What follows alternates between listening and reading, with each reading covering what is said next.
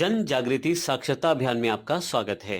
पिछले सेशन में हमने फंक्शंस की जानकारी ली और देखा डिफ़ॉल्ट आर्गुमेंट्स क्या होते हैं। इस सेशन में हम अगले सेक्शन रिटर्निंग वैल्यूज़ की जानकारी लेने वाले हैं और देखेंगे रिटर्न वैल्यू का किस प्रकार से प्रयोग किया जा सकता है फंक्शंस में। सबसे पहले मैं बता दूं कि रिटर्न वैल्यू का अर्थ ये है कि अब की बार फंक्शन कुछ आपको वापस करने वाला है, तो इसके लिए हम एक पर्टिकुलर कीवर्ड रिटर्न का प्रयोग करेंगे जिससे हम अपनी वैल्यू को वापस प्राप्त कर सकते हैं और उसे किसी वेरिएबल में असाइन भी कर सकते हैं।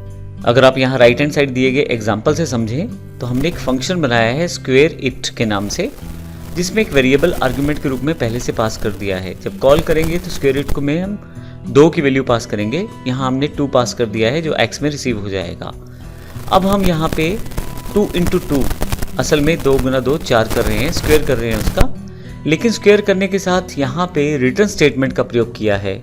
अगर आप रिटर्न स्टेटमेंट का प्रयोग करेंगे तो यह वैल्यू जो है वापस आपको यह फंक्शन करेगा और जिसको हमने इको स्टेटमेंट के साथ जाकर प्रिंट करवा दिया है जो कि हमें 4 वैल्यू मिलेगा, वो हमने n में स्टोर कर लिया है और फाइनली n को प्रिंट करवा लिया है। मैं n के साथ कोई कैलकुलेशन भी कर सकता था जिसे मैं आसानी से प्रयोग कर सकता था यहाँ पे। तो इस तरह से आप रिटर्न वैल्यू का प्रयोग अपनी इंटरनल कैलकुलेशंस के लिए कर सकते हैं।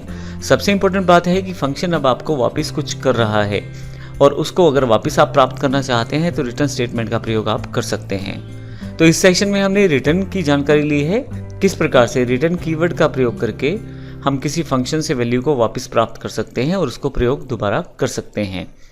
अगले सेशन से हम वेरिएबल स्कोप की जानकारी लेने वाले हैं। जानेंगे कि वेरिएबल स्कोप क्या होता है, कहाँ कहाँ आप किसी वेरिएबल को प्रयोग कर सकते हैं और किसी वेरिएबल की एक्सेसिबिलिटी क्या होती है। धन्यवाद।